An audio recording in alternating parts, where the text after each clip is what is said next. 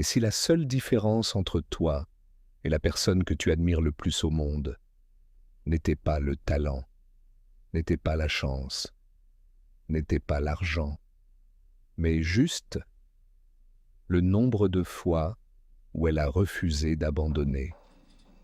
Aujourd'hui, je vais te raconter des histoires que tu connais peut-être déjà, mais je vais te les raconter autrement, parce que à la fin de cette vidéo, tu ne verras plus jamais l'échec de la même façon. La vérité, c'est que la majorité des gens abandonnent. Pas parce qu'ils ne sont pas capables, pas parce qu'ils n'ont pas les qualités nécessaires. Ils abandonnent parce qu'à un moment donné, la douleur de continuer leur semble plus grande que la douleur de renoncer. Et c'est exactement là, à ce croisement précis, que tout se joue. Ce que tu vas découvrir dans les prochaines minutes, ce ne sont pas de simples histoires inspirantes qu'on te raconte pour te faire sourire 2 minutes avant que tu retournes à ta routine. Ce sont des preuves que l'échec n'est pas l'opposé de la réussite. L'échec, c'est une étape obligatoire, un passage que personne n'a jamais réussi à éviter. Alors installe-toi et laisse-moi te montrer ce que la persévérance a déjà accompli bien avant que tu n'existes. Imagine un homme, seul dans un laboratoire, la nuit. Il essaie de faire fonctionner une invention, une source de lumière qui pourrait remplacer la bougie et la lampe à gaz. Premier essai, ça ne marche pas. 10e essai, ça ne marche toujours pas. 100e essai, rien. La plupart des gens autour de lui pensent qu'il perd son temps. Mais lui, il ne voit pas les choses comme ça. Pour lui, chaque essai raté n'est pas un échec, c'est une possibilité en moins sur la liste des solutions qui ne fonctionnent pas. Il continue, encore, et encore. Et un jour, après des centaines de tentatives, l'ampoule électrique s'allume enfin et reste allumée. Cet homme, c'est Thomas Edison. Et ce qu'il nous apprend est simple mais bouleversant. L'échec n'est pas un jugement sur qui tu es. C'est juste une information sur ce qui ne fonctionne pas encore. Si Edison nous apprend que l'échec est une donnée et non un verdict, une autre histoire va nous montrer quelque chose de plus profond encore. La force de la constance sur le très long terme. Un homme se présente à des élections locales. Il perd. Il monte une entreprise. Elle fait faillite. Il retente sa chance en politique plusieurs fois. Il perd. Encore. Et encore. Pendant des années, sa vie ressemble à une accumulation de portes fermées.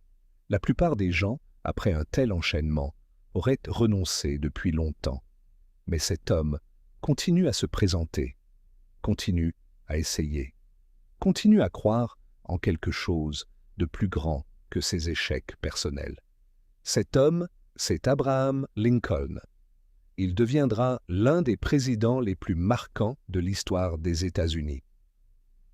Ce que son parcours nous enseigne, c'est que la victoire n'appartient pas à celui qui tombe le moins souvent. Elle appartient à celui qui se relève une fois de plus que le nombre de fois où il est tombé. Et si le rejet, au lieu d'être une fin, était en réalité un tri, une femme écrit un livre. Elle envoie son manuscrit à plusieurs maisons d'édition. Refus, refus, refus encore. On lui dit que son histoire ne trouvera pas son public, qu'elle est trop longue, trop différente, pas assez commerciale. Elle aurait pu ranger ce manuscrit dans un tiroir et abandonner l'idée d'être publiée. Mais elle continue à y croire. Et finalement, une maison d'édition accepte de lui donner une chance. Cette femme, c'est J.K. Rowling. Son histoire deviendra l'une des plus lues au monde. Et ce que ça nous apprend, c'est ceci. Le jugement des autres, à un instant donné, ne définit jamais la valeur réelle de ce que tu portes. Ce qui semble être un rejet n'est parfois qu'une mauvaise porte qui se ferme pour te pousser vers la bonne. Jusqu'ici, nous avons parlé de persévérance individuelle.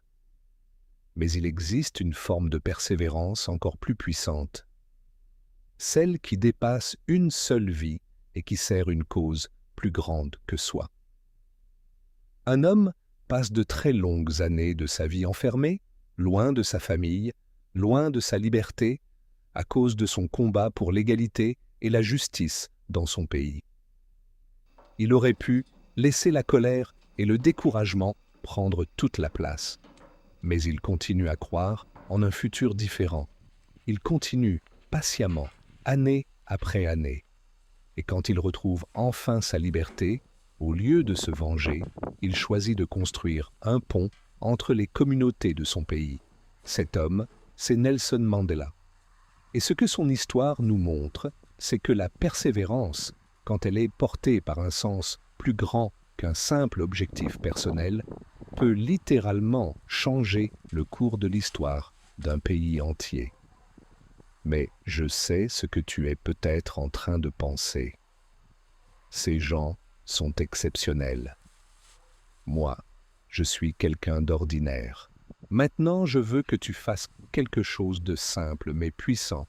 Écris en commentaire les mots « Je continue ». Pas pour moi, pour toi. Parce qu'un engagement écrit, devant d'autres personnes, a beaucoup plus de poids qu'une simple pensée gardée pour toi seul. La prochaine vidéo va justement te donner la méthode complète pour tenir sur la durée, même quand la motivation initiale a disparu. Active la cloche de notification pour ne pas la manquer. Et souviens-toi, le seul chemin qui mène toujours à l'échec certain, c'est celui que tu arrêtes de suivre. Alors n'abandonne jamais.